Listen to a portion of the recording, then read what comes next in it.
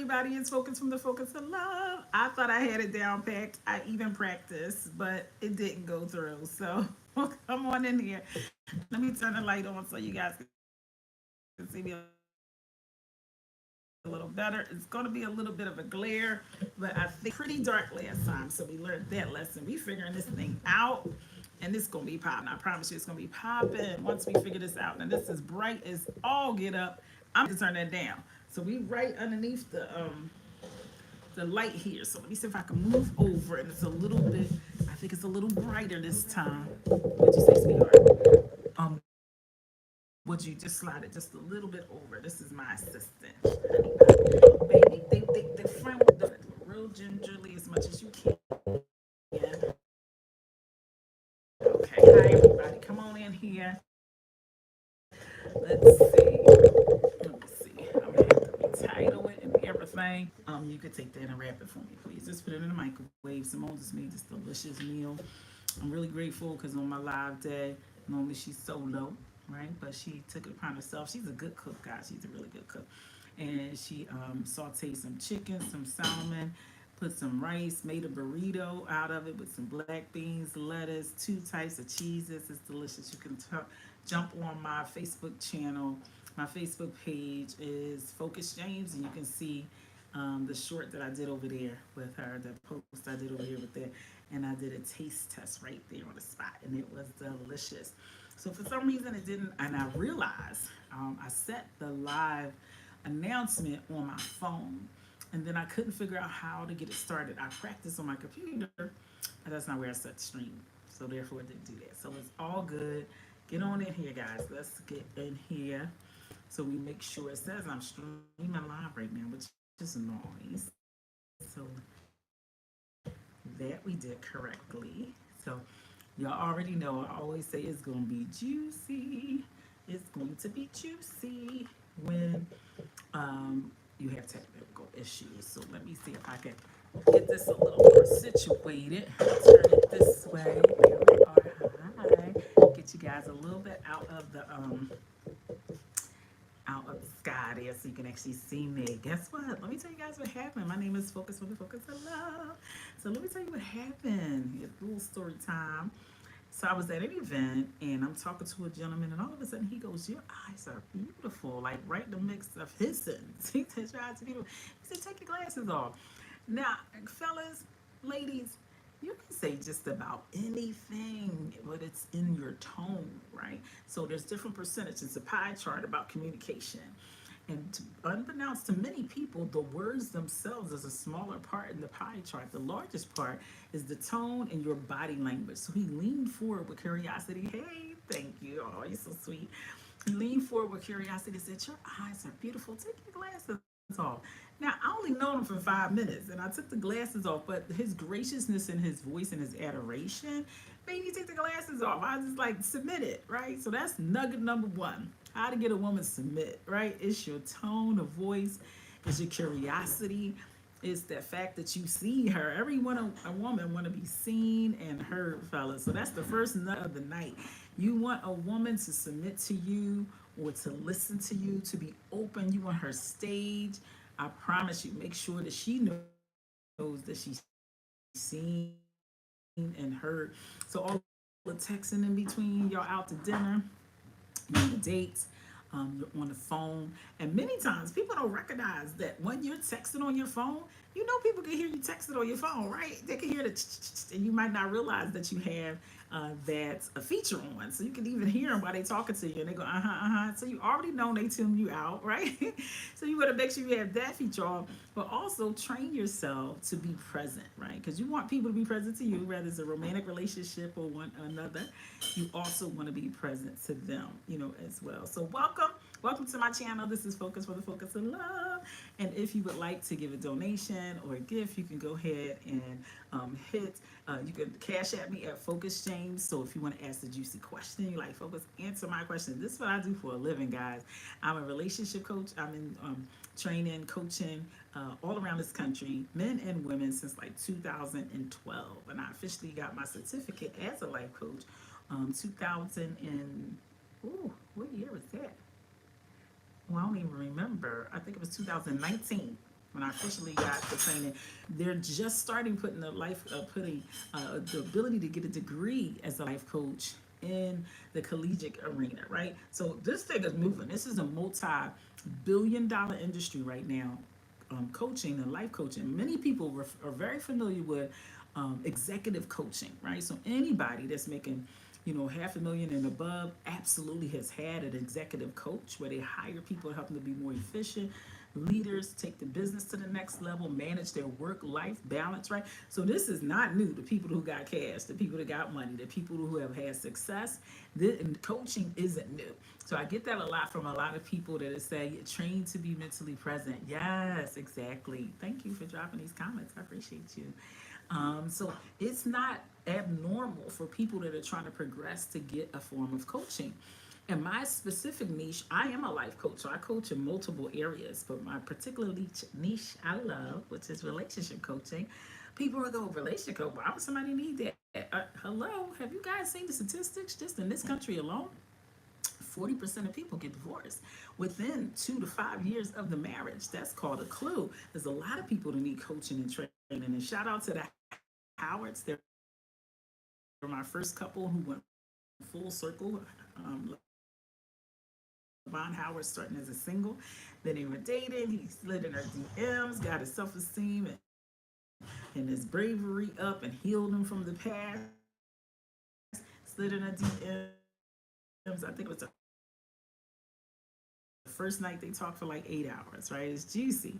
Then they dated for like 8 months, and it was during the COVID time. So he would send over to her, massages over her, chef to her. I mean, he really wooed her, which was really beautiful. And then asked her to marry her. It was like March 25th. And I was blessed to be able to coach them the first 2 years of their, them being newlyweds. Somebody didn't say that long, focus. Really? You know how many people that first 2 years set the tone for the entire relationship? Something that's said and done and never resolved, and the person is still holding on 50 years later, even if they make it to that, which many people are not. So absolutely, we get coaching for certain things. We're dedicated. We go watch whole seasons of things. We go on a blitz or whatever that's called when you watch all night, that particular all 12 seasons and so forth. But when it comes to something as important as the most important, in my opinion, relationship with yourself and with another person, if you're choosing a spouse, a significant other, you definitely want to slow down and speed up. You want to get the proper training. And yes, I'm using the word training because many of us don't have the proper training of what it is to coexist with someone, to fight fair, to make quality decisions, right?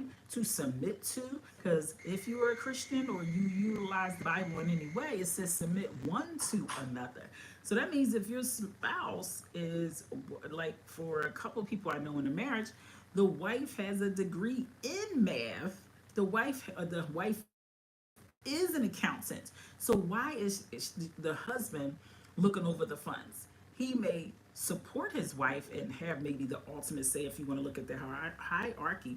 But if she's the mathematician, let her, control the books or at least oversee the books and make sure she manages the books. It just makes sense. That's what it's talking about, submitting one to another, being able to say, here, this is what you do best, then I'm going to allow that. Or this is a decision I think you would make best, and I'm going to allow that. That's knowing how to love one another, right? Stacy's in the house. Stay focused. Missy, the first 8 minutes was on the incorrect link. You were on the right link. I couldn't get on there, Stacy. Hugs and kisses. I even practiced and everything. But when I set that link up, I did it on my cell phone, and when I practiced earlier, I practiced coming on live from a link that I set up on my computer, which is two different things. I'm gonna figure this out. Guys. Thank you everybody for your patience. And Stacy, tell me this. You probably had your notifications on. If not, please make sure you turn them on. And if you did have them on, did you get a notification that I was live? Is that how you end up over here? Or did you check, right? Or did you check and go, well, since she didn't come on yet, let me go over there and check. Please let me know. Because I'm figuring this all out. And I want to make sure that I get my flow on, not to hinder you guys from getting the juicy information and the aha moments. Because I definitely want you to listen to the replay. No question about it. You want to like, you want to comment and share and send it to your loved ones, your love interests. These are great conversational starters that go, Did you hear, Focus? Hey, Howard Noble's in the house. Hey. So you want to be able to. Is that not Fatima? Is that Fatima? Howard Nobles? Let me know if that's you, beautiful. You did get notification. Okay, fantastic. Brother AO, I'm going to call you AO if that's okay. Brother AO got a notification. So good. So make sure you hit the notification so you can get, the notification that I'm on live because I'm still figuring this out and I don't want you to miss out because I am. I checked and did not get the notification. Thanks for saying that, Stacy. So we going to get it together. We're going to get it together. We all warming up. It's like jumping rope, right? You trying to see the right timing to get on in there, right? So I'm gonna get on it. I'm gonna do some more practice offline so I can have it set up for you guys. So that was my story. I wanted to tell you guys about that. Then I wanted to dive in and share a little bit. I want to talk about the topic tonight because this has been juicy. I'm on several pages, and oh my God, oh that's Chris. Oh okay, hey Chris. The Howards is the first couple that went through my entire program. The husband, who's now the husband, he started off as a single man. He came to me, focused these women out here. Boy, they did a number on me. We got in, did the work, helped him heal. So I thought you were him or his wife. I thought because it said Nobles, but I dropped this on a couple of pages. And the request was, let me see, it was singles in Philadelphia, I think, or Pennsylvania, one of those. So, and I asked why, what's going on that's making a lot of singles end up sabotaging getting love. And boy, was it a laundry list. So I like to post this because I like to keep my ear close to the ground.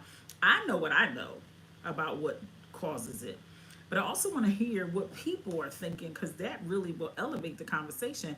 Because they may think it's a sabotaging, and it really is. And some people might have an expectation that's really not healthy, and they themselves are sabotaging because they think people should be doing stuff a certain way. That's a nugget right there, guys. Your perception is everything. So if you're perceiving someone as sabotaging a relationship when really it's your actual thinking, wow, right? So we're gonna talk about that. We're gonna talk about that. I'm pulling it up now so that we can be on that same page. I had it up on my phone. Right. I had it up on my phone, but then I had to jump in here and use it to get on live. So that's what we're doing right now. We get on the live right now through our phones. So I'm gonna figure that out because I want to have all of this set in front of me so we can do. First things first, when it comes to sabotaging, why would anybody sabotage a relationship?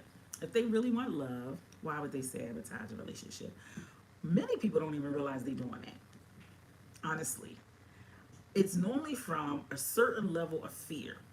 It's a certain level of fear that if I actually get in a committed relationship, they're going to hurt me, or I'm going to hurt them, or we're going to break up. It won't be the happily ever after. So they start putting up walls, normally AKA standards. We're going to start right there. What people conceive to be standards, not necessarily, they're normally preferences. Like I was watching some court show, and the woman they were in court because she wanted $100,000 wedding, and her fiance at the time couldn't provide that, and it was this big hoopla. And the judge was married 32 years. She's like, you're trying to pay $100,000 for a party, and you're not really investing in the wedding, in the marriage itself, or what it's all about. A lot of people have a misconception that if I enjoy this date, if I embrace this person who they are, it's gonna eventually smack me in my face. I'm waiting for the shoe to drop. They're really not who they say they are. We'll see. So it's all of this misconception and perception that it won't work before it even starts. Now, to your point, you might be thinking the same thing. To your point, given 40% of people relationships don't work, why would you get in a relationship? Because many of my clients when they come to me, they're really beat up and like, I ain't never get in a relationship. I just want to heal this and stop this pain. I want to be an example for my children, so I want them to see me heal.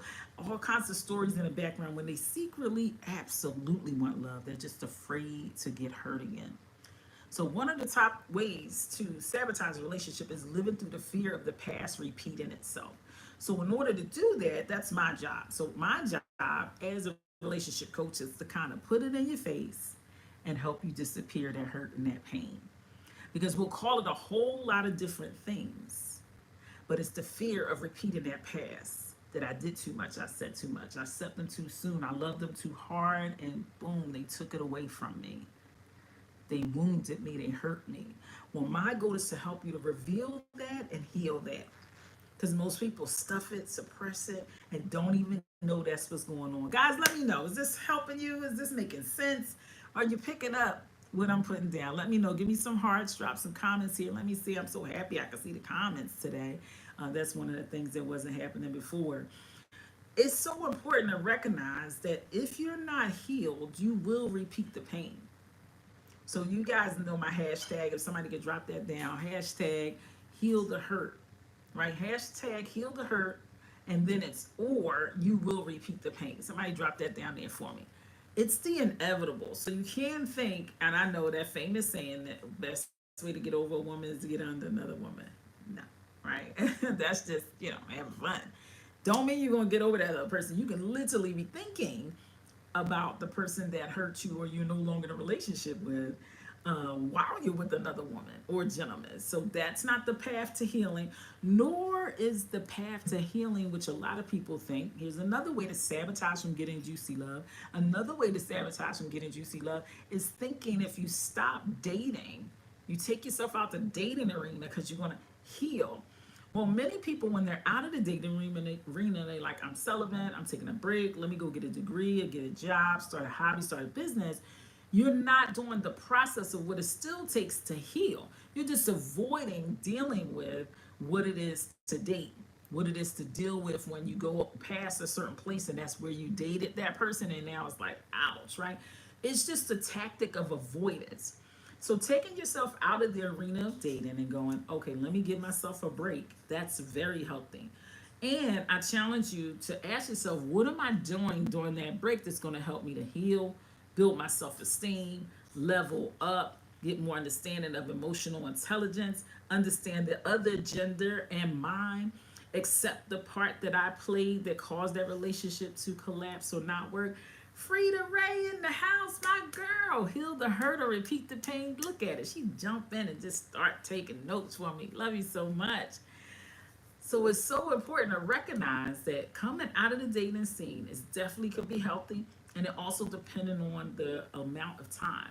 So I was talking to a potential client, and we were doing an assessment, and she had been out of the dating game for about 3 years. So I said, okay, so where are you in the healing process? She said, nowhere near it. I said, well, we got to revamp what it is that you're doing because it don't take 3 years to heal. Now, you all know my story. Hi, everybody that's chiming in for the first time and or just chiming in. My name is Focus from the Focus of Love. And my backstory is over there in Facebook land. I'm going to merge it over here too. But Focus James is on my profile. You'll see it pinned at the top. And I'll tell you a little bit of my background. It actually took me 10 years to heal from a tumultuous relationship. We were 18 and 21. It's no way we should have got married that young. Our brains weren't even finished developing. That's another nugget. How do you sabotage getting juicy love and dating? Trying to be serious too soon when you're not even in that stage. You're not even capable of really picking well. Your picker is not developed, right? Your ability to choose a life partner for the next 50 years is not there. You still trying to choose your major. You didn't change your major 3 times. So you don't want to change. You don't want to be exchanging spouses the way you exchange your majors, right? So you definitely want to slow down and speed up and recognize, okay, here's the age and stage I am in. I can absolutely love this person and not necessarily get married. I can absolutely love this person and not necessarily get in a full committed relationship, drop out of college and move where they're going to college. Those are decisions that take quality type of thinking. So if you're a young person in here and you're wondering, how much is too soon? It's too soon when you yourself not established and don't know who you are. Because for me, I was 18. So that's probably why it took 10 years for me to heal that hurt. I was so young and influential that when that dissipated, it ripped my whole world apart. Now, mind you, my husband at the time was a pastor. His mom was his pastor, which was all of our pastor, and I was a first lady. I'm young with a baby that's 3 years old. I'm just finishing college. Well, my first degree I was just finishing. So much newness, and I'm still trying to figure out who I am, what my career is, what do I want to do with my life. I knew I loved kids. I knew I loved to help people. I knew I loved to speak, but my husband shrank every time I did because he had a speech impediment. So he would just get really gnarly towards me. Ooh, that's a old word, isn't it? He would get really gnarly towards me when I would speak because he felt like I was kind of up, trying to make him look bad when really I was just sharing whatever I was sharing. I was speaking on a topic I was chose to speak about at church. So him not knowing who he is felt like he was in competition, right? And we know that's a young man's thinking as he's in competition with his wife, right? And at 21, his mind wasn't developed yet, so he's still trying to learn his own art of what it is to be in a relationship. So that's another one. We got several going on so far. How to sabotage dating, how to sabotage juicy love, trying to do things out of turn. Trying to do things out of turn, and one of them is age. One of them is age. If you're getting your doctorate, you're becoming a lawyer, you're a medical doctor, you may date, and you have to really be clear and let the folks know that you're dating where you at. Like, I can't give you all of me right now. I have to commit to this. It's going to take 4 years. On the other side of it, if you are ready to wait and willing, and then we can see if something's serious. But right now, I don't mind casually dating. I don't even mind casually being intimate if that's what you can handle. But I really can't give you all of that right now. That's real talk. So for the person that's dating them, you're going to sabotage the potential of if you start trying to make demands because you're catching feelings. And you're saying, listen, I've been with you for 2 years now. When are we going to commit? And he is like, oh, I am committed. I'm committed to my degree, my business, my mission, my purpose right now. And I told you that. So you got to be honest with yourself. One of the ways of sabotaging relationship and dating is not being honest with yourself. When you know you want love, you're longing for deep connection, intimacy, and being a part of someone's life, and then you allow yourself to hook up with somebody who already or connect or try to befriend them, because I'm gonna turn them around. Once they see, my cornbread and chicken, once they see my intimacy, once they see my brilliant mind and how I can help their business, when they're letting you know from the door, this is not the time. I'm on this mission. So that's another way. You say I'm focused. Well, tell me what. Oh yeah, let's get back. Right, tell me what they said on the Facebook page where people were saying. One said, here's the question, just to recap and make sure anybody that's jumping in. What do you notice many singles do that cause them to sabotage getting love? Excuse me, that's a little burrito left over across the home. Hey, sweetheart, quiet it down there, honey. Mommy on live. Okay, thank you, love. Asking for money, ask for money to meet. Are people really doing that, guys? Anybody experiencing that? The person, and it's probably a female, but I'm pretty sure it's gentlemen that go, I need gas money, or can you Uber me to you? No lie, gentleman was like, I don't drive, so if you want, you can come here to my home. He said, or you can, send me an Uber. What? What? The audacity of some people, like, how do you get everywhere else? Why would I need to send you an Uber? Where do you get everywhere else? You got to go supermarket or wherever else you don't drive. I'm pretty sure you got a system of getting there, right? So another person I recall that doesn't date, but wants the other person to keep coming to pick them up. How do you get the work, sir, ma'am? So sabotaging, how are we sabotaging? Asking for too much, too soon, and just flat out inappropriate. No adult should necessarily have to request the other adult to cause them to pay for them to get there to see them. That's called a clue you probably shouldn't be dating, that your number one priority is self-care, being able to get your transportation in order. That's like basic living, right? That's called a clue. That's definitely one of the ways you're sabotaging, because you're focusing on trying to connect to somebody and you like bleeding out financially, or bleeding out with just basic self needs not being met, and you just winging it from day to day. Someone else says another one is being self-deprecating or a nice guy. Oh, we're gonna talk about that. I've seen some posts in this group that make the posters seem like they have zero confidence and are just bitter. I automatically put these guys on the never date list, right? Hey, listen, I'm gonna pause and come right back to that. One of the ways to sabotage dating as single is the craziness some people post on social media. You gotta know that when people get your name, even though you're on a dating site, they can take a picture and search you in Google. They can find you. So they're gonna absolutely go to your social media and start reading through all that you have posted. And that can absolutely sabotage who you are in their eyes. They'll see your comments on other places, pictures, that you're taking that they may feel is inappropriate. So you got to be mindful. Okay, what kind of man, what kind of woman am I attempting to attract? What would they want to see in social media? What would be acceptable and what's acceptable to me? That's the real deal. That's a real deal. And she said, a lot of people try to act nice. Well, I was trying to take her out and she was acting like this and then that. It don't make you, it definitely make you feel sorry for that person. But I don't know too many women that's going to be attracted to that. It's just not. That's for your life coach. That's like me, your relationship coach, your therapist, or maybe your boy at the kitchen table. But you don't need to post any sob stories because most of the time it's going to make you look like you're small, that you can't handle yourself, you don't have the emotional intelligence, and you letting women run over you, or you letting men run over you. So don't make that PSA announcement.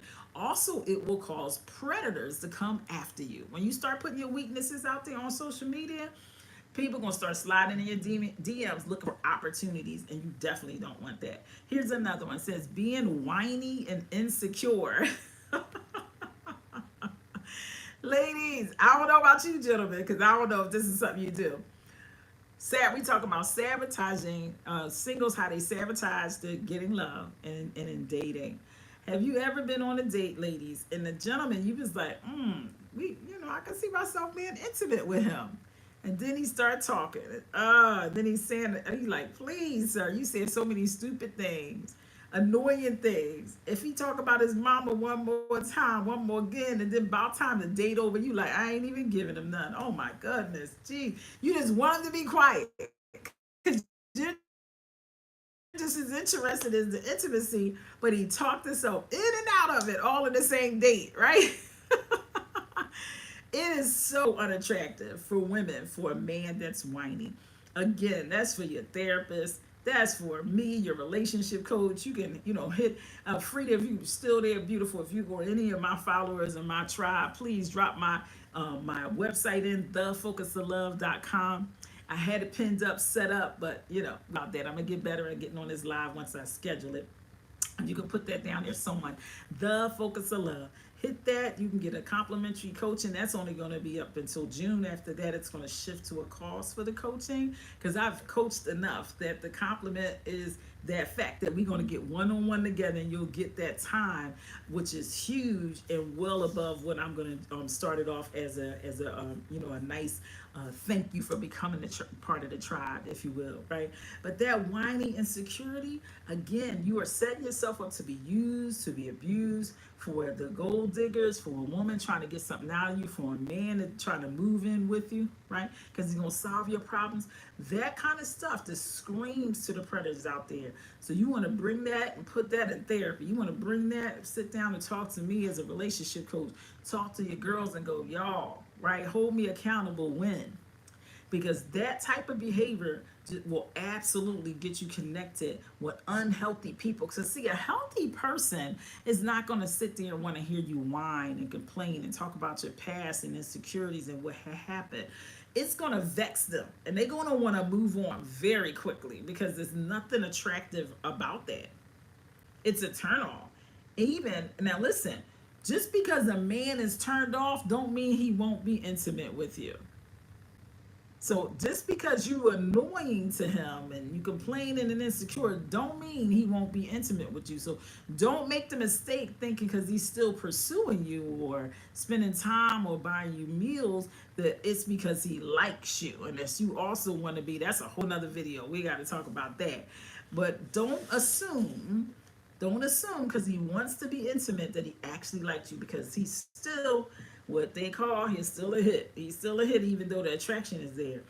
So someone else says they're unlovable. Now I thought that stood out. They're unlovable.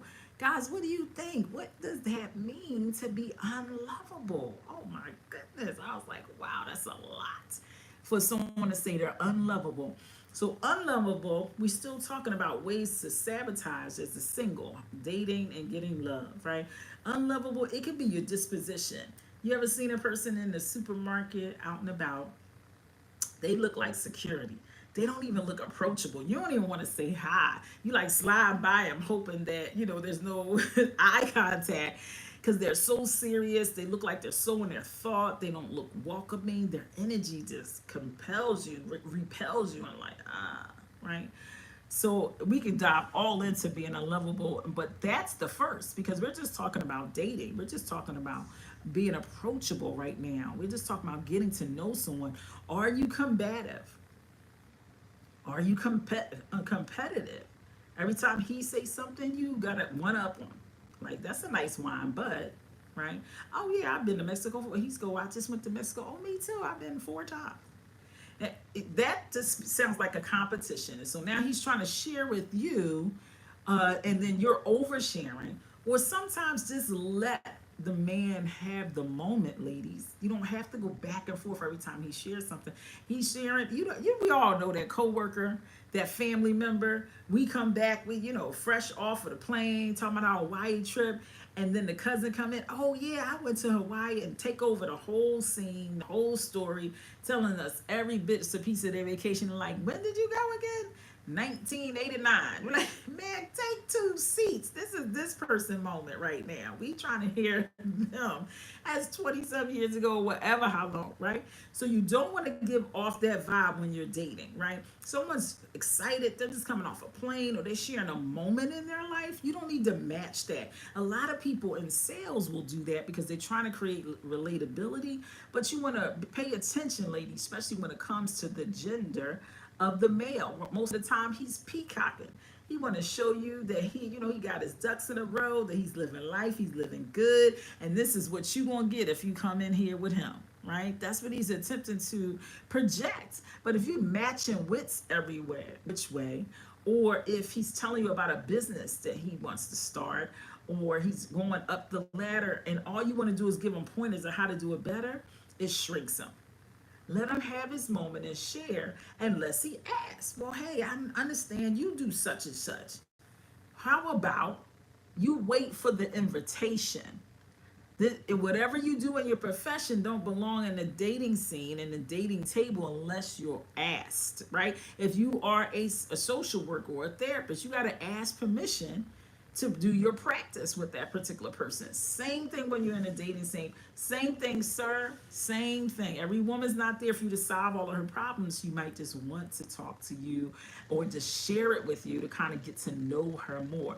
All right, guys, listen. We talking about it. We talking about ways that singles sabotage them getting love and listen, all of this can apply to people in relationships. You can absolutely talk yourself in and out of a relationship, in and out of a marriage, because we've all been around the table when there's a couple that comes in and the husband's telling the story and then the wife takes it over. She keeps cutting them off. She keeps outdoing him, and vice versa. You're like, how long have they been together? How long will they stay? It's such a turn off for you to watch. Let alone you can imagine how possibly that bed is quite cold, right? Quite cold.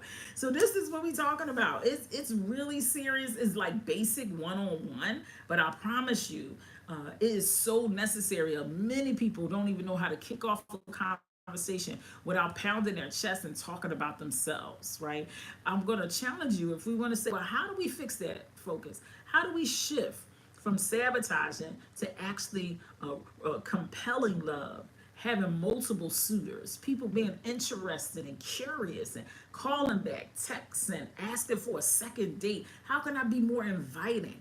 All right, we just clicking right over the half hour, right? So this is the part where it gets juicy, all right? This is the part, listen, go ahead and like, comment, and share. If you're looking for the solution, you're like, okay, I got it. I can totally see on many different levels how I can sabotage.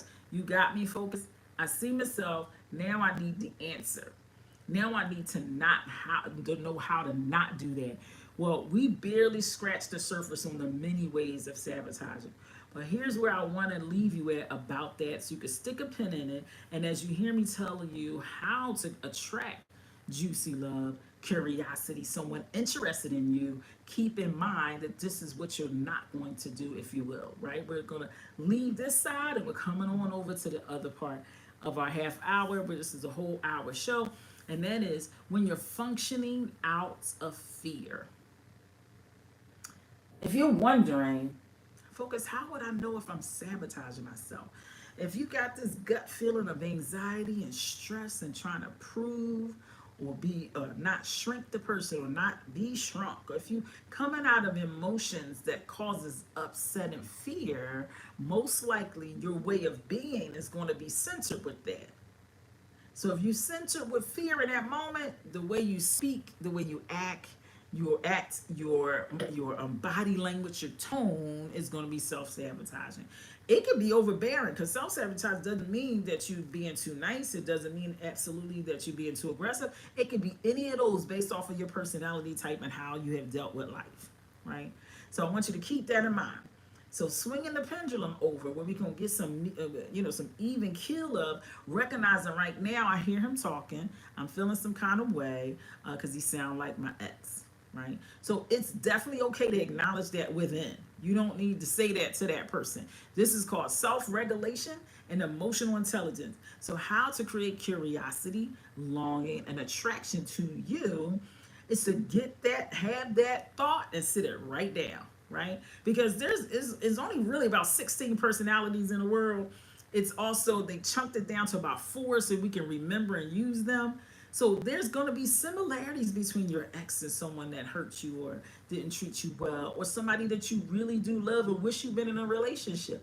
There's nothing to do necessarily in that moment when you're actually dating, texting, calling, talking, video chatting with that moment.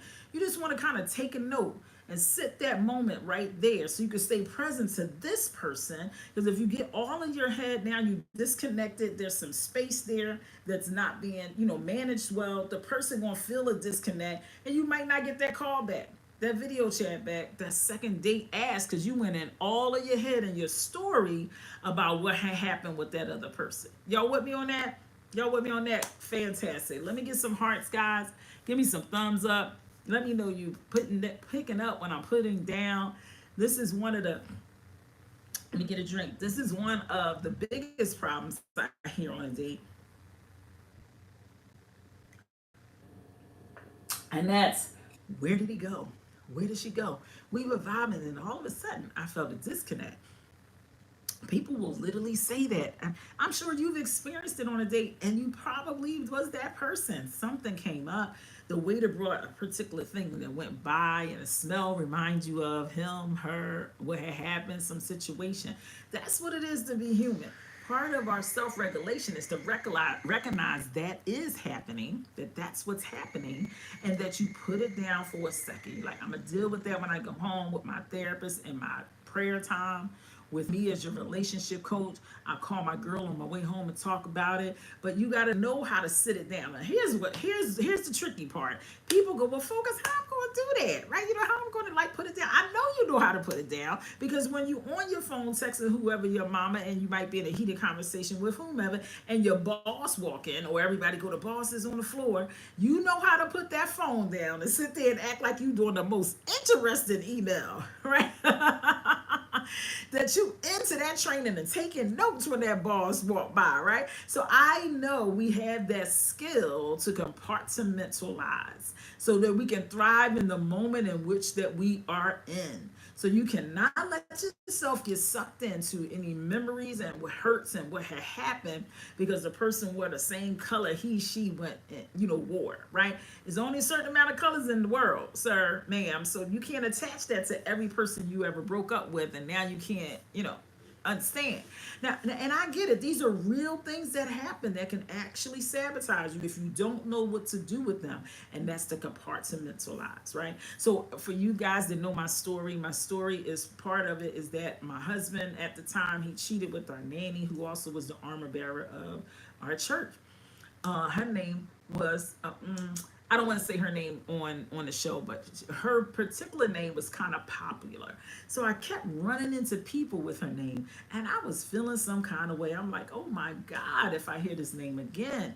And I found myself, because I'm a bubbly kind of person, I like just about anybody for about half a second until I figure out who they are. And if I feel like they dangerous or they're evil or mean, I got to give them some distance. Or they got some really bad energy or aura, I got to give them some distance. But I'm pretty open to anybody.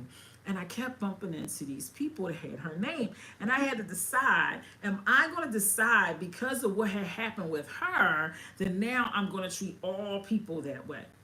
And many singles do that. Once they feel some kind of way about a situation, a past hurt or relationship, something that reminds their dad, then they continue to project that on other people. And it begins to get your pool of choices for finding love. It gets shrunk more and more each time you do that, because you're narrowing it down every time you date somebody and there's some kind of falling out.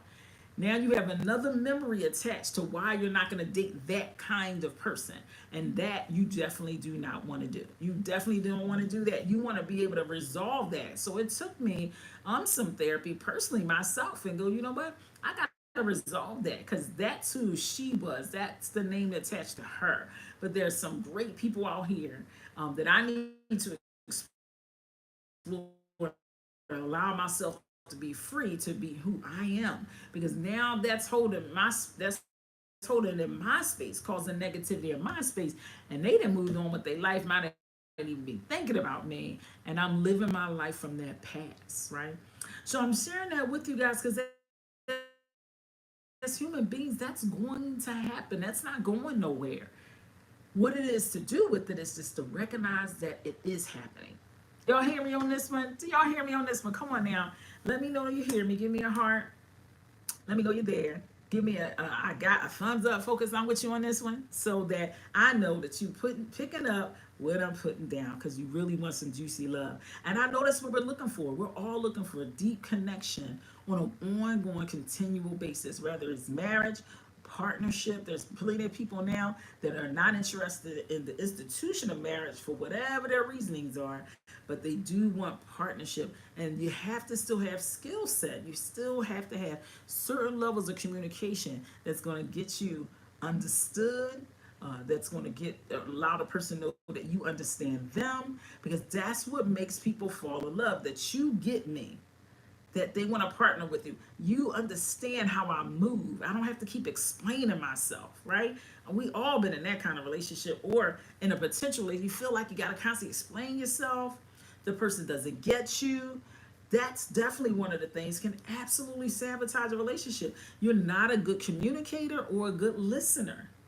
People got to constantly try to convince you of what they're thinking, because you're really not listening. You're listening from the past, from what had happened, somebody else did and said. So you're not really present to them, because you got so many layers from all of your life.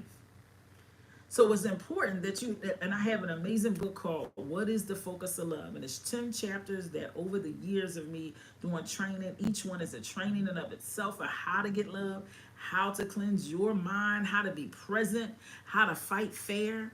And I'm going to make sure I put that link up here so that you can actually get that book right on Amazon. So you got to flush your mind out from the current thinking that's blocking you and stopping you, and put some new information, put some new way of thinking, so that you could generate that love for you. So you could generate that love for you. And first and foremost, to generate that love to you. How much of you that you really enjoy and that you love being around, your song choices, your food choices, just enjoying who you are. Just enjoying the presence of who you are. Because if you enjoy you, that's my mama up there getting ready for bed. If you enjoy you, I promise you, other people will enjoy you. You'll see and hear yourself differently when you're enjoying your look, your style, how you have fun, how you work. You take pride in how you work. You take pride in how you live. Man, ain't nothing like when you in love with yourself. So when someone does compliment you, like the gentleman I told the story in the beginning, one, I appreciate them saying that I already know my eyes are beautiful. I got them from my father. And I'm really grateful to have them. I do nothing. I just wake up and they're like this. It's all DNA. And my mom taught me that a long time ago. I taught my daughter because she has my eyes. We don't even have to do anything. We just wake it up. So it's nothing to be self-righteous or snooty or act high sedity or like be, like looking at other people like, I'm better than you because we ain't even do anything. It's just DNA, right? So if you are gorgeous, you speak well, your family is wealthy, you have some up on society, the society would say you aesthetically beautiful, you keep your body together. The other things are DNA, but when you're maintaining and doing some wonderful things, that's definitely something you should be proud and still celebrate, whether it's your eyes, whether it's your texture of your skin, your hair, your degrees. Definitely celebrate and enjoy it all humbly, right? Because anybody be sitting across from, they too have something to celebrate. They too have something to share. Just learning that story is a gift. You can get an aha moment from every date that you meet. So for people to say it's a waste of time, it's only a waste of time to date folks when you already know you shouldn't even be there. But you're going for a free meal, which I don't really agree with. That's a whole nother video. But you have a vetting system to know if you should even be out with this person and spending time with them based off of what it is that you're looking for and you're going for. What did they exude in the text and the call and the video chat? Which I think you should have all three of those multiple times before you even go out on a date with a person. One, for safety. Two, for mental health check. Again, for safety. And two, to honor your time. Three, to honor your time. Because anybody listening to the Focus of Love, you are a mover and shaker in some way. You're not just doing one thing, just a job. You probably have a job and a family that you're helping to raise and take care of. You probably have a job and you're an entrepreneur, a job and a mission or some kind of purpose that you're doing. So it needs to be poignant when you're dating on purpose, whether it's for friendship, whether it's to date because you want companionship, marriage, whatever that your goal is in the stage that you're in, it needs to be with intention. Because that intention will drive the conversation, how often you meet, where it's going. And that's something you want to kind of have resolved on your end already of what you're looking for. Now, there's always that anomaly where you meet that woman or that male and you're like, oh my God, I would have never thought I was attracted to that person. So you don't want to pull out your laundry list of what they supposed to look like, be like, and because they not hold it up against them and go, nah, right?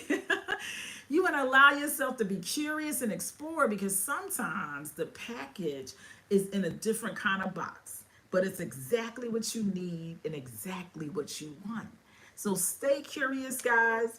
Keep your mind open, explore yourself, go places you wouldn't normally go to meet to meet a man or a woman, and definitely go to the places that you really enjoy. So if you really enjoy museums, call the museums. When is this singles night? They don't have one. When you get one? There's a lot of singles in this particular area. There's 6 million people in Philadelphia. I'm pretty sure there's enough singles that will fill your museum, right? Pitch it to them. Go to meetup.com right now. I'm not their sponsor. I will be soon, but go to meetup.com and you put in anything that you're interested in, and you can go meet people live. If you're like, I don't really want to do it on online dating, you can go meet people live and be able to have juicy connections. Get out of your way to get in the way to be found or to find love. This is Focus from the Focus of Love. And with that, I am going to say goodnight. I will see you guys next Wednesday. Let me know what topic you want to hear. I'm going to take a poll in my tribe. My other tribe is Focus James. Oh, my other tribe is the Focus of Love on Facebook, the Focus of Love tribe. So if you want to become a part of that, I want to put the link down below as well. And so that way you can choose it and become a part of the tribe so you can participate in the polls of what we're going to talk about on next Wednesday. So I will see you guys next Wednesday. Much love. Thank you everybody for hanging out with us. Like and share. And comment. Focus from the Focus of Love. Make sure I get off of here, guys. Y'all be looking at me the whole night because I don't know that I'm not here, that I'm still here. Let's see. Are you sure you want to stop streaming? Yes.